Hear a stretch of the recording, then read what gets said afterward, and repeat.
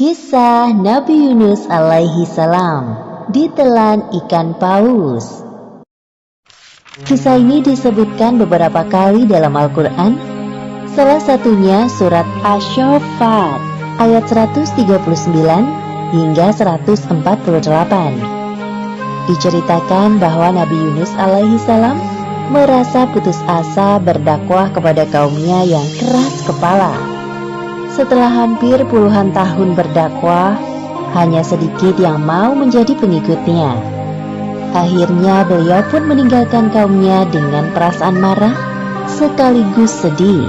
Allah Subhanahu wa Ta'ala mengutus Nabi Yunus untuk berdakwah kepada suatu kaum di Ninawa, negeri yang terletak di daerah Mosul, Irak. Hampir seluruh penduduk Ninawa masih mewarisi tradisi nenek moyang mereka, yaitu menyembah berhala. Kaum Ninawa tidak menyukai kehadiran Nabi Yunus. Menurut mereka, ajakan Nabi Yunus untuk beriman kepada Allah tidak sesuai dengan tradisi mereka. Wahai kaumku, berhentilah menyembah berhala-berhala itu.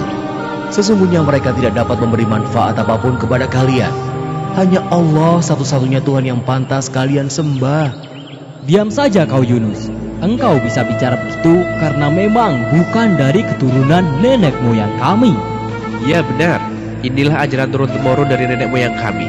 Sedangkan engkau hanya pendatang di negeri kami yang tidak tahu apa-apa. Pergilah, kami mau beribadah kepada Tuhan yang nyata terlihat, bukan seperti Tuhanmu yang tidak terlihat. Hahaha. Kasihan sekali dirimu, wahai Yunus. Nabi Yunus mulai tersulut amarahnya mendengar cemoohan dari kaumnya. Bahkan dengan beraninya mereka menghina Allah. Lanjang sekali kalian berkata seperti itu tentang Allah.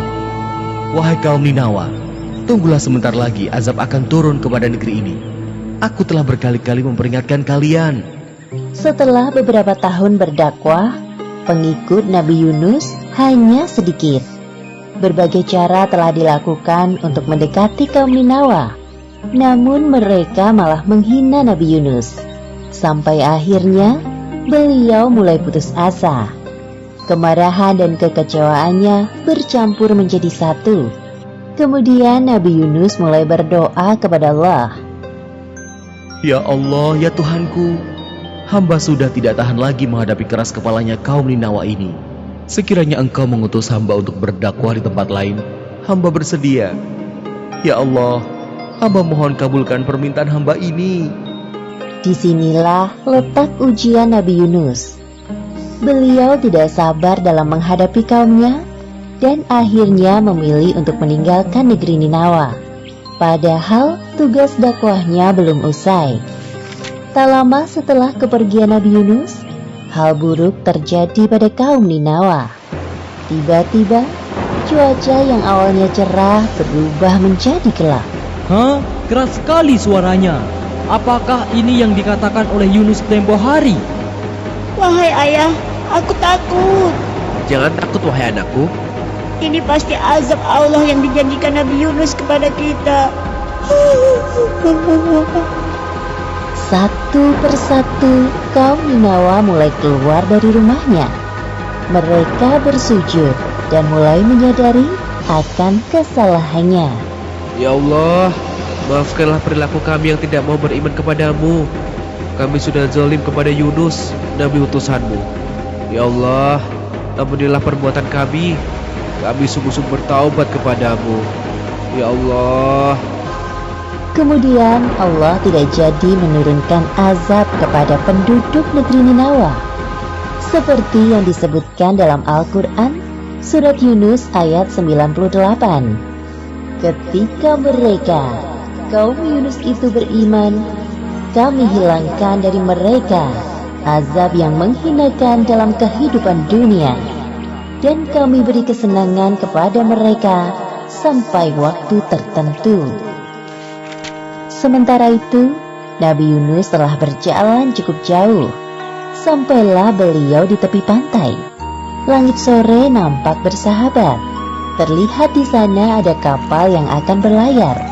Kemudian Nabi Yunus pun ikut masuk ke dalam rombongan kapal yang akan berlayar itu. Semua orang heran melihat penampakan seorang nabi di dalam kapal. Namun para penumpang tidak berani menyapa Nabi Yunus. Mereka hanya saling berbisik. Nahkoda menggerakkan kapal cukup cepat. Ketika berada di tengah lautan, seketika itu angin bertiup kencang dan menggoyangkan sebagian badan kapal. Sepertinya akan terjadi badai. Lihat, hujan mulai turun. Aduh, bagaimana ini? Kasihan sekali anakku. Maaf tuan-tuan, sepertinya kita harus mengeluarkan barang-barang agar kapal tidak tenggelam. Baik. Mereka pun mengeluarkan semua barang dan menjatuhkannya ke laut. Kami sudah mengeluarkan semua barang. Bagaimana keadaannya? Sepertinya harus ada dari kita yang turun dari kapal. Beban kapal ini masih terlalu berat. Apa? Bagaimana jika kita lakukan undian saja untuk menentukan siapa orangnya agar adil? Ya, cepat kita lakukan. Para penumpang kapal, termasuk Nabi Yunus, melakukan undian. Ternyata nama yang keluar adalah Nabi Yunus. Hah? Tidak mungkin dia. Aku yakin dia adalah orang baik. Nabi pula. Bagaimana kalau kita undi lagi saja? Ya, undi saja lagi. Lakukan lagi. Setelah melakukan undian kedua dan ketiga, tetap saja nama yang keluar adalah Nabi Yunus. Melihat kenyataan tersebut, Nabi Yunus pasrah dengan keadaan. Sudahlah tuan-tuan, tidak perlu dilakukan undian lagi. Aku ikhlas dengan keputusan ini. Aku akan turun ke laut agar kapal ini tidak tenggelam. Insya Allah ini takdirku. Orang-orang melihat Nabi Yunus dengan perasaan tidak rela. Kemudian Nabi Yunus bersiap untuk turun dari kapal. Beliau menatap ombak yang bergulung-gulung di hadapannya. Ya Allah, mungkin ini balasan bagiku atas sikap pengecut dan tidak sabar menghadapi ujian dakwah dari kaumku. Ampuni aku ya Allah. Demikianlah Nabi Yunus termasuk orang-orang yang kalah dalam undian tersebut, sehingga dilemparkan ke laut. Setelah Nabi Yunus menceburkan diri ke tengah laut, tak lama kemudian muncul seekor ikan paus yang sigap menelan beliau. Nabi Yunus pingsan selama beberapa hari di dalam perut ikan paus. Saat membuka mata, yang Nabi Yunus rasakan adalah kegelapan dalam jiwa dan raganya. Perasaan bersalah kepada Allah selalu menghantuinya. Tubuhnya tidak berdaya karena tidak ada asupan makanan selama berada di dalam perut ikan paus.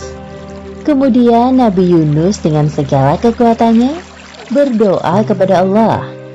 Seperti yang disebutkan dalam Al-Quran, Surat Al-Anbiya ayat 87. Tidak ada Tuhan selain Engkau, Maha Suci Engkau. Sungguh, aku termasuk orang-orang yang zalim. Allah seketika itu menjawab doa Nabi Yunus dan menghilangkan kesedihan yang dirasakannya. Allah melalui perantara ikan paus melemparkan Nabi Yunus di sebuah daratan yang tandus. Nabi Yunus keluar dari perut ikan paus dengan keadaan lemah dan sakit. Lalu Allah menumbuhkan tanaman di dekatnya dan beliau pun menikmatinya. Tubuhnya kembali bugar. Alhamdulillahirabbil alamin. Terima kasih ya Allah. Setelah kondisinya berangsur pulih seperti sedia kala, Nabi Yunus kembali kepada kaumnya di Ninawa. Sesampainya di sana, Nabi Yunus disambut hangat oleh kaumnya. Beliau sangat terharu atas perlakuan yang diberikan oleh kaumnya. Kaum Ninawa sekarang sudah jauh berubah lebih baik dari sebelumnya. Mereka hanya beriman kepada Allah Subhanahu wa Ta'ala, seperti yang disebutkan dalam surat Asy-Syaffat ayat 147 hingga 148. Dan kami utus dia kepada 100.000 orang atau lebih, sehingga mereka beriman. Karena itu, kami anugerahkan kenikmatan hidup kepada mereka hingga waktu tertentu. Demikianlah akhir kisah Nabi Yunus alaihi salam. Hikmah yang dapat kita ambil dari kisah ini: pertama, hendaknya kita belajar untuk bersikap sabar dalam menahan amarah.